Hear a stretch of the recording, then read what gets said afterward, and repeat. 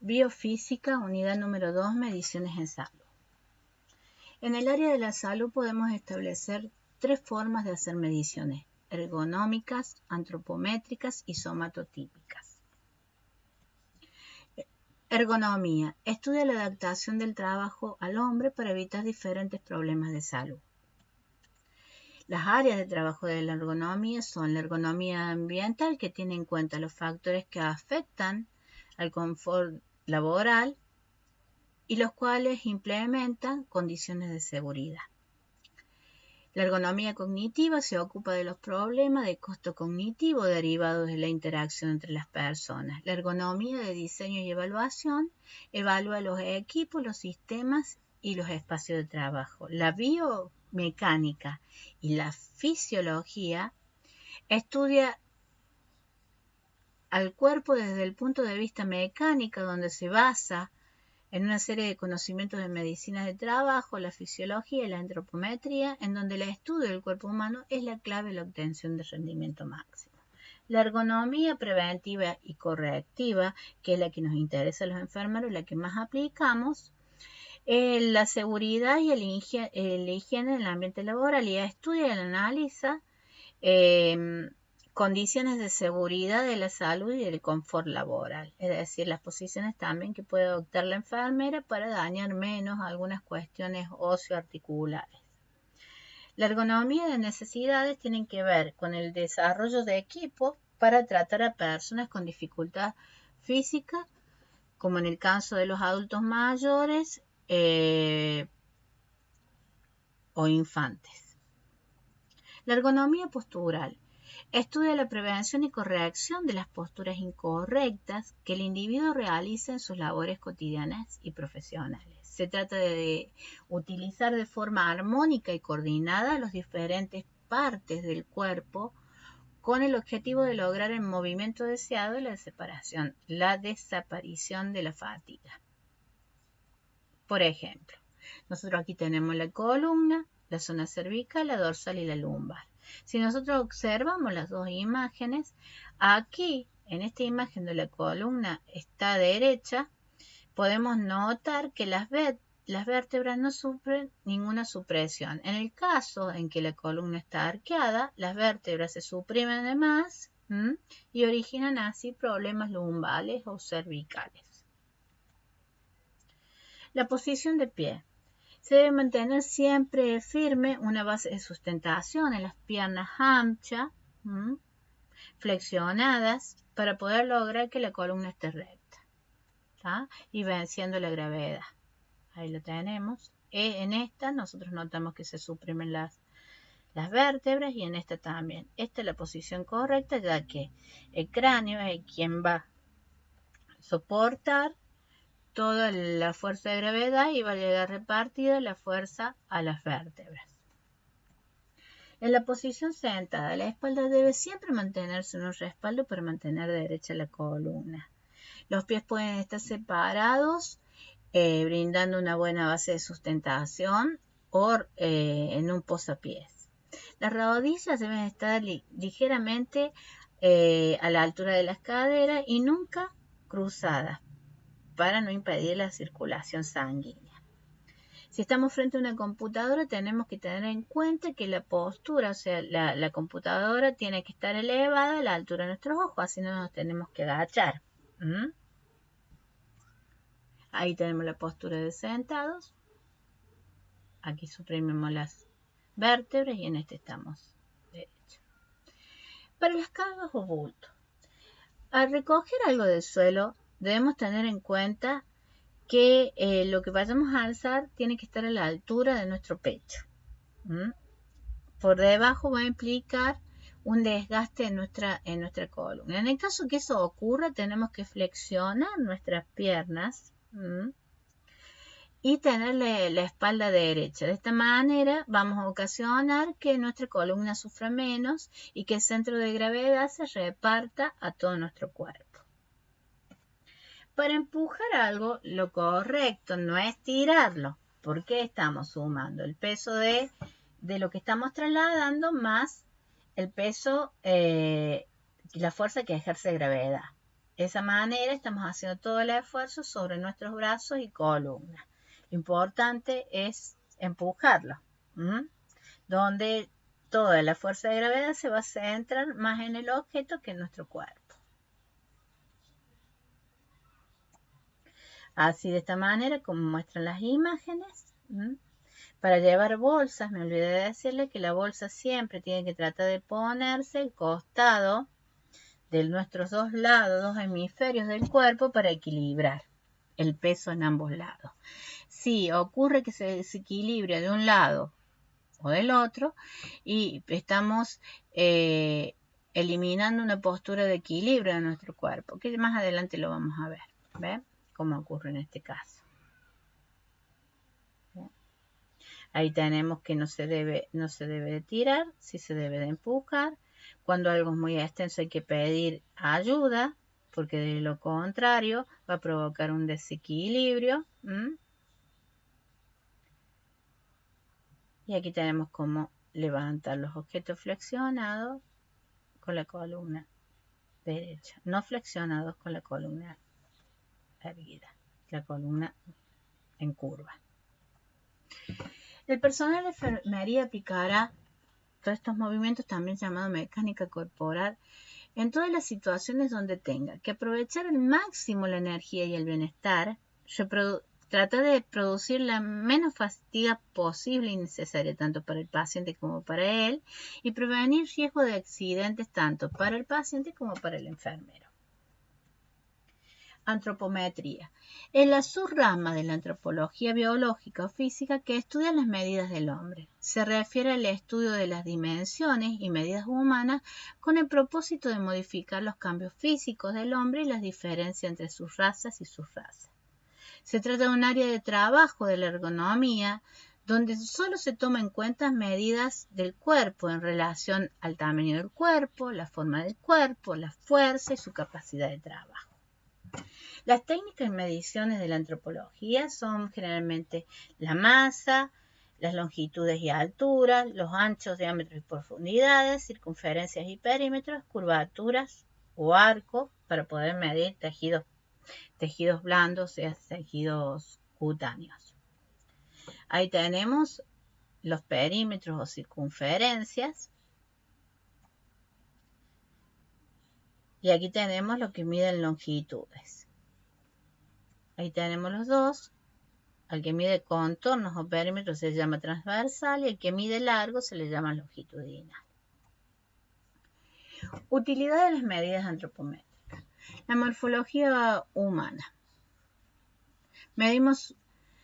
Mediciones sugeridas se concentran en los huesos, músculos y en la grasa porque proveen información sobre el tejido esquelético, muscular y subcutáneo, tanto para el crecimiento y desarrollo del niño como para también detectar algunas patologías congénitas hereditarias. Se puede estudiar la variación de la morfología a través de las dimensiones del tronco superior e inferior o a través de las extremidades superiores e inferiores. Ahora bien, ¿cómo se realiza el proceso de medición? Primero debemos preguntarnos qué se mide. Se mide el peso. ¿Qué obtiene el enfermero que mide? Obtiene una masa corporal. ¿Y cómo lo va a realizar? Para tomar el peso de una persona, puntualmente lo que tenemos que tener en cuenta es que esté liviana de ropa. No sería lo ideal, pero liviana de ropa. Para obtener su masa corporal. Sin calzado. Si lo que queremos medir es la estatura para obtener la longitud corporal, lo ideal sería sacarle los zapatos a las personas y medirlas desde la base craneal hasta la sustentación de los pies. Esto nos va a dar una medida de longitud. ¿Para qué sirven este tipo de medidas? Para poder determinar en caso de los niños el crecimiento y desarrollo conforme a su edad. Podemos obtener variaciones cuando tomamos el peso y la estatura. Puntualmente la estatura, a la mañana cuando se levanta, aunque no lo crea, somos un poquito más altos porque todavía, al no ponernos de pie, la gravedad no ha ejercido toda su fuerza sobre nuestra base craneal. Una vez que la gravedad ejerce su fuerza, bueno, ahí somos un poquito más cortos. En el caso del peso, puntualmente a la mañana hay que pedirle a las personas que vacíen la vejiga para que no pesen más, porque el receptáculo, o sea, de la vejiga puede estar alojando una cantidad X de orina que puede hacer que pesemos un poco más. También tener en cuenta que si la persona, si es de sexo femenino, está pasando por su ciclo menstrual, produce muchísima retención de líquido en las extremidades, lo que ocasiona que también pese más. Entonces también tener en cuenta eso a la hora de tomar un peso. Las aplicaciones de la antropometría. Se aplica para determinar efectos del ejercicio y la reducción del peso corporal. Es decir, que si hago mucho ejercicio, a lo mejor estoy disminuyendo mi masa corporal. Para medir la adiposidad cutánea, la cantidad de grasa que puede presentar mi cuerpo. Para medir efectos del entrenamiento de resistencia sobre el perímetro de los músculos, es decir, si los músculos han quedado contraídos. Para identificar individuos de riesgo. Sabemos que la obesidad es una patología que origina o desencadena ciertas patologías cardiovasculares que pueden hasta ocasionar la muerte. Entonces, para ese tipo de patologías también es necesario aplicar la antropometría. ¿Qué instrumentos usamos? El talímetro presenta una escala de plano vertical y horizontal que mide desde la base craneal de la persona hacia la suspensión de los pies de la persona. La báscula o balanza pesa en exactitud de gramos a las personas. El antropómetro es una escala que está constituida por dos ramas que lo que busca es medir la distancia, supongamos, entre hombro y hombro, entre rodilla y rodilla, entre pie y pie. La cinta antropométrica, que es utilizada también para determinar contornos de cintura, contornos de brazos, perímetro cefálico. El parquímetro o compás de pequeños diámetros es empleado para medir profundidades óseas y es también que se dan puntualmente a la altura del radián o a la altura de la muñeca. El picómetro o compás de pliegues mide lo que es los pliegues cutáneos para determinar adiposidades. Ahora vamos a ver cada uno de ellos. El talímetro, la báscula. Ahí como podemos observar la distancia del antropómetro de hombro a hombro. La cinta antropométrica, que mide el perímetro cefálico, el contorno de gamba, el contorno de cintura. El parquímetro, compás de pequeños diámetros, que miden, bueno, yo le decía el radián, la muñeca. Y aquí el plicómetro o compás de pliegues, que mide adiposidades. Existe otra forma también de poder hacer medición que tiene que ver con la estructura o la forma que adoptan las personas. ¿Quién hizo esta clasificación llamada somatotipo? Tuvo en cuenta, digamos, todas las capas embrionarias que vamos supliendo los seres humanos. En el endodermo, nosotros estamos constituyendo en nuestro ciclo embrionario el tracto intestinal. En el mesodermo estamos constituyendo nuestros músculos, corazón, vasos sanguíneos. Y en el ectodermo, posteriormente, constituimos la piel y el sistema nervioso. Es como que tienen más en cuenta qué desarrolló esta persona en su sistema embrionario. Ahí tenemos las tres formas, el ectoformo, el endoformo y el mesoformo. Vamos a ver acá las diferencias que yo quiero que la vea puntualmente en la forma corporal, de ahí todas las otras, ¿no? Fíjense que en los endoformos la figura es rectangular ovalada en los hombres y en forma de pera en la mujer. En el mesomorfos, el tórax en B en los varones y de reloj de arena en la mujer. Y en el ectoformo, el cuerpo es rectilíneo y es delgado, tanto en mujeres como en varones. Ahora vamos a pasar a la unidad número 3, mecánica. La cinemática es la rama de la mecánica que describe el movimiento de los objetos sólidos, sin considerar las causas que lo originan, y se limita principalmente el estudio de trayectoria en función del tiempo. La cinemática siempre va a estudiar el movimiento, pero por fuera del cuerpo, mientras que la dinámica va a estudiar todos los efectos físicos y químicos que ocurren dentro del cuerpo. La cinemática tiene un concepto muy importante que es el de fuerza. Una fuerza es algo que puede cambiar el estado de un cuerpo, es decir, ponerlo en movimiento. Por eso es que la fórmula de fuerza es igual a la masa por el movimiento que realiza el cuerpo, por la aceleración. Para ello, Newton describió 3 leyes. Una primera ley que es la de inercia, otra de masa, que es la fórmula que vimos recién, que la fuerza es igual a la masa por el movimiento, por la aceleración que realiza el cuerpo. Y la tercera ley es que ante una reacción siempre va a corresponder otra reacción. La primera ley de Newton, que es la ley de inercia, dice que nosotros realizamos una fuerza nula o cero. Nuestra masa se mantiene en el mismo lugar, o sea, constante. Por lo tanto, nos está moviendo, la aceleración también es constante. Este es el clásico ejemplo de cuando vos vas en el colectivo, estamos parados, el colectivo frena, nos vamos hacia adelante, pero siempre vamos a volver a nuestro estado basal. Ahí está.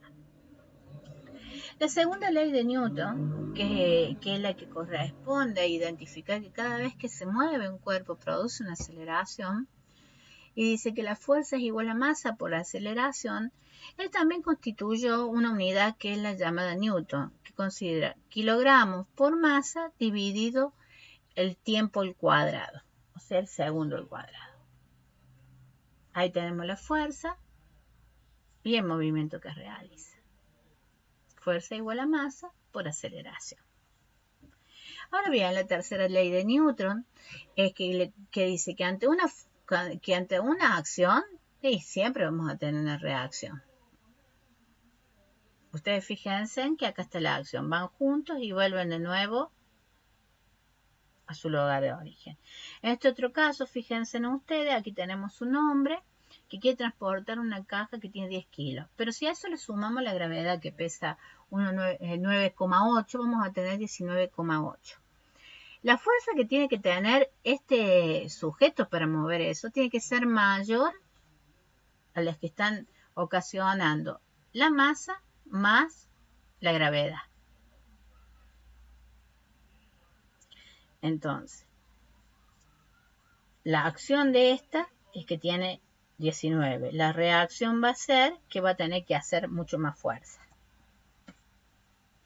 Las fuerzas especiales o máquinas simples, también llamadas palancas. Bueno, generalmente es uno de los temas más importantes porque luego lo vamos a trasladar a toda la estructura óseo-muscular para originar el movimiento de las personas, ¿no? Debemos tener en cuenta que existen 3 grandes conceptos en lo que es palanca. Primero, el punto de apoyo. Luego la resistencia, que no es otra cosa que la gravedad, la fuerza que se ejerce en contra sería, y la potencia, que es la fuerza que realizamos. Entonces, aquí tenemos la resistencia, que es la gravedad, la fuerza que vamos a aplicar, el punto de apoyo. La distancia entre la resistencia y el punto de apoyo determina un brazo.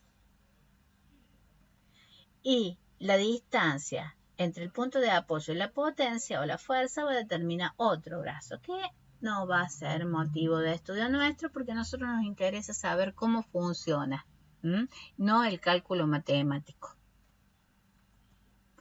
Ahora bien, tenemos 3 tipos de palanca. Tenemos una palanca de primer grado o primer género, donde el punto de apoyo va a estar muy cerca de la resistencia y la fuerza que se aplica va a estar al final. Fíjense en que es el caso de las tijeras, los alicates, las tenazas. En el segundo género de palanca vamos a tener a un extremo el punto de apoyo, en el centro la fuerza de gravedad y al otro extremo la fuerza que vamos a realizar, que es el caso de la carretilla. Adelante va a estar la rueda, en el centro material que tenemos que transportar y al extremo vamos a estar nosotros ejecutando la fuerza. Y la tercera palanca, que tiene la resistencia en un extremo, sea la fuerza de la gravedad, el punto de apoyo en el otro extremo y la fuerza se ejerce en el centro, que es el caso de la pinza. Fíjense en ustedes que la resistencia para levantar un objeto, para agarrar una pinza, la tenemos en el otro extremo, el punto de apoyo de la pinza está atrás y en el medio nosotros ejercemos la fuerza. Ahí tenemos los tres ejemplos. Es mucho más fácil estudiarlo de esta manera con los dibujos para saber dónde está ubicada la resistencia, la potencia y el punto de apoyo. Esto sí es tema de examen. Las clases de palanca que se dan en cuerpo. Debemos tener en cuenta estas cosas.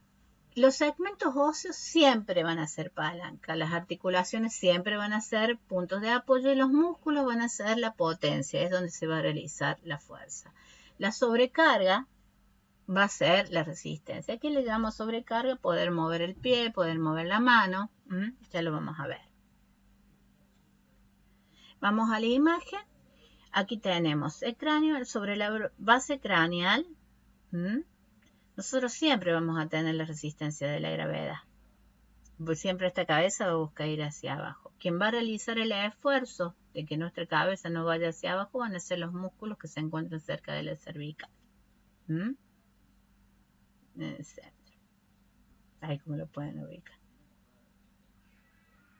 Entonces resistencia y el punto de apoyo va a estar dado cerca de la cervical. Entonces los músculos, los músculos ejercen acá la fuerza y aquí está la cervical. En una palanca de segundo género generalmente se da en el pie. Le voy a tomar esto muy puntual, o sea que acuérdense de las imágenes. La fuerza va a estar siempre ejercida en el punto del pie, en la punta del pie. La resistencia va a estar en las articulaciones y la fuerza la van a hacer los gemelos. Les recuerdo que los músculos son siempre los que hacen la fuerza.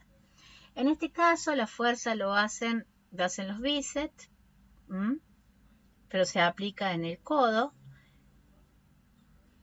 El punto de apoyo está cerca del bíceps y la resistencia en el extremo de la mano. Ahora, usted me va a preguntar, profesora, ¿para qué es importante esto? Es importante para poder determinar la resistencia que le pone de gravedad una anciano para determinar su funcionalidad motriz. Por ejemplo, levantar una cuchara y poder ponerla en su boca. Y ahí vamos a hablar de deterioro funcional vital, porque no puede realizar una actividad vital, como el solo hecho de poder alimentarse. Peso. Cuando hablamos de peso tenemos que tener en cuenta que el peso no es otra cosa que nuestra masa afectada por la fuerza de gravedad. Entonces la fórmula no es de extrañarnos que sea masa por gravedad. El centro de gravedad. El centro de gravedad es el punto de aplicación central donde la fuerza de gravedad ejerce toda su fuerza. A ver, por ejemplo, si nosotros tenemos una sustentación en una base, y vamos a notar que en este que está erguido, la persona, toda la gravedad está ejerciendo toda su fuerza en la base craneal. Cuando llega a nuestro torso, la altura de nuestra cadera, ahí encontramos nuestro centro de gravedad, llega un poco más disminuida. En el caso de que estamos arqueados hacia la izquierda, vamos a notar que aquí está ejerciendo toda su fuerza y repercute sobre nuestro hombro y sobre, evidentemente, la columna. Lo mismo ocurre si estoy arqueado hacia la derecha. Se traslada el centro de gravedad y está sobre nuestra columna. El centro de masa tiene el mismo la misma ubicación que el centro de gravedad. ¿Por qué? Porque la masa no nos movemos por parte, movemos toda nuestra masa hacia la izquierda o toda nuestra masa hacia la derecha. Entonces, por tal razón, al movilizarse el centro de gravedad, también se moviliza el centro de masa. El centro geométrico o centro de masa. Nuestra masa está distribuida en forma simétrica. Es decir, que si el centro de gravedad está en el medio de nuestra columna, al dividir nuestro cuerpo en dos, vamos a encontrarla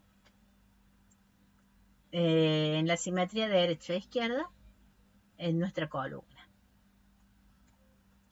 Equilibrio. Es el estado de un sistema en que coexisten simultáneamente varios componentes anulando la misma. Es decir, el equilibrio se da cuando nuestro cuerpo está estático, nuestra masa no ha sufrido ningún movimiento o sufre movimientos muy leves. Cuando no sufre ningún movimiento, la fuerza que aplicamos es cero.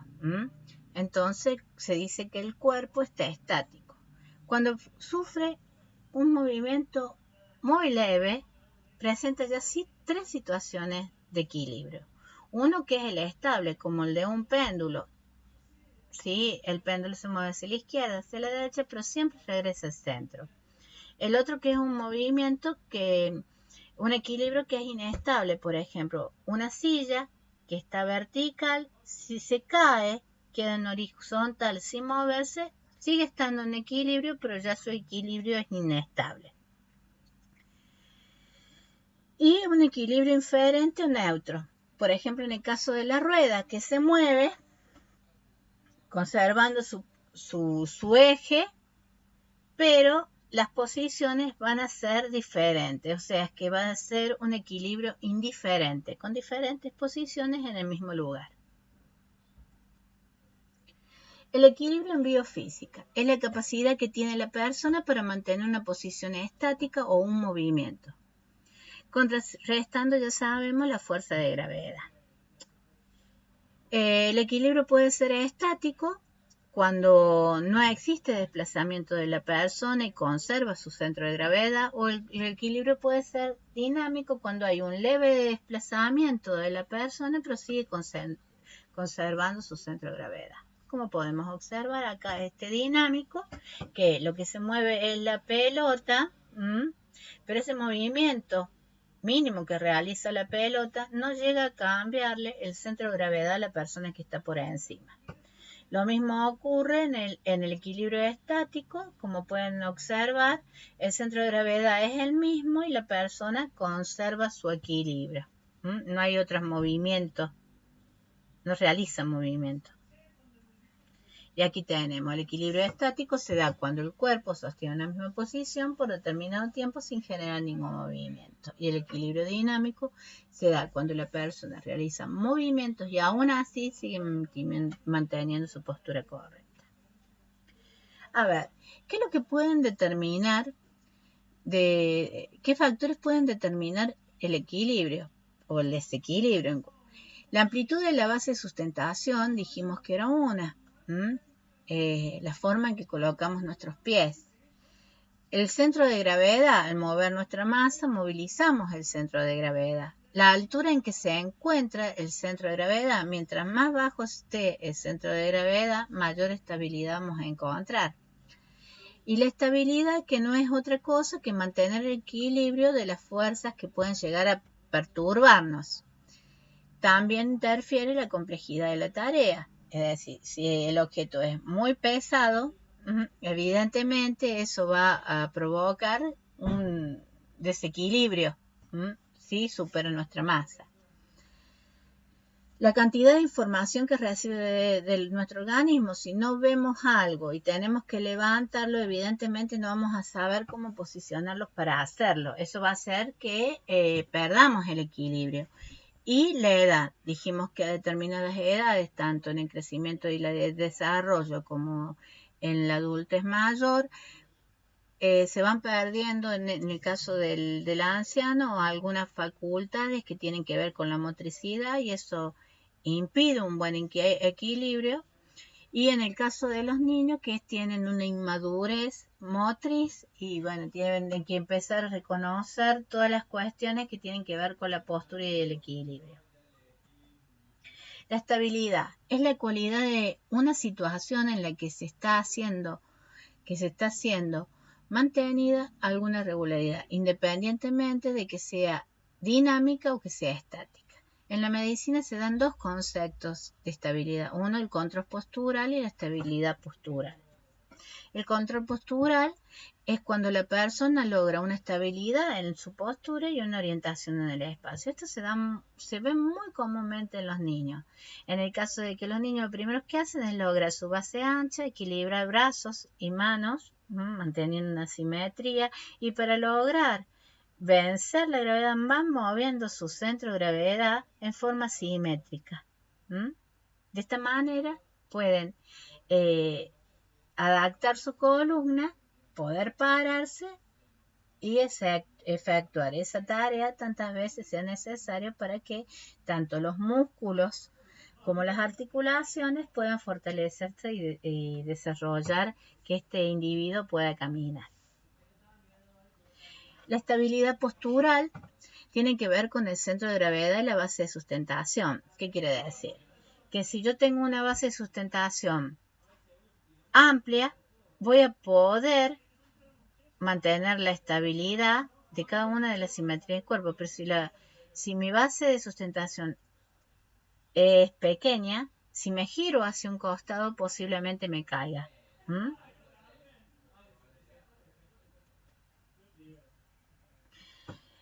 Mecánica corporal. Son los distintos cambios posturales que adquiere el enfermero de modo intencional, teniendo en cuenta los factores que intervienen en el equilibrio. Primero, para trasladar la postura de los pacientes, ocasionando un mínimo gasto energético por parte de la enfermera y protegiendo así su sistema óseo articular. Debemos tener en cuenta estos principios que van en el examen, que son muy importantes, y uno de ellos es saber cuáles son los músculos que facilitan, digamos, estas posturas dentro de la enfermería, que son los flexores, los extensores, los abductores, los aductores, rotadores y depresores. También tener en cuenta que el uso de los músculos grandes disminuye las lesiones y la fatiga, que hay que darle un periodo de descanso a cada músculo, cambiando el centro de gravedad. Tener en cuenta también que los músculos facilitan la ejecución de un trabajo y conservan la energía y disminuyen la fatiga. Por lo tanto, el hecho de usar tanto la columna nos puede perjudicar. Tener en cuenta que la postura de la enfermera siempre tiene que ser con un tono muscular contraído, pero a la vez flexionando rodillas. Existen movimientos activos y pasivos. Los activos los realiza la enfermera, los pasivos los realizamos con el paciente. Tener en cuenta que las articulaciones y los músculos son palancas importantes de nuestro cuerpo que nos van a ayudar a ganar energía para poder movilizar algo. Y que el centro de gravedad de la persona siempre se va a encontrar en la pelvis. Siempre que veamos un objeto es importante deslizar primero el objeto, ponerlo en una situación en que nosotros podamos seleccionar la base en que lo vamos a levantar y ejecutar la acción. Ahí tenemos algunas de las imágenes que les muestro. Espalda recta, las piernas flexionadas, carga largo del cuerpo. Ustedes fíjense en que aquí yo me acompaño con la rodilla de la otra persona para poder ejercer el esfuerzo de pasarle la silla de rueda. Existe una de contrapeso, pero siempre posicionándome con las articulaciones del otro. Así puedo trabajar con los dos y así disminuye. Si el otro está rígido y no está flexible, evidentemente no colabora en la tarea y va a ser mucho más el desgaste y la fatiga que pueda llegar a tener la enfermera y el desequilibrio. Aquí tenemos los pies separados, ubicando la persona. Siempre digo algo, si nosotros tenemos un paciente que pesa 130 kilos, que van a tenerlo, y su masa corporal es de 90, lo importante es acceder a la ayuda de un compañero que legalmente se debe de brindar, ¿no? ¿Para qué? Para evitar lesiones tanto para el enfermero como para el paciente. Acompañándonos también de la salea, que es uno de los elementos más empleados, que es una sábana colocada a la altura del torso de la persona, y que nos permite de esa manera lateralizarlo hacia un costado y el otro y poder hacer el esfuerzo entre dos personas. También puede ser otro el movimiento de bloque, que es muy empleado para las urgencias. Aquí tenemos otro movimiento, base ancha, columna derecha, en este caso la base es pequeña y la columna está arqueada. Fíjese, la base ancha la logra arriba de la cama, se ayuda de la sábana, esta salea. Aquí tenemos también junto a la rodilla con la articulación y evidentemente lo mismo. De esta manera doy por terminado el módulo más importante de biofísica y cuyo contenido va a ser evaluado con rigurosidad, si se dice. Así que todo lo que está contenido en este módulo es de vital importancia.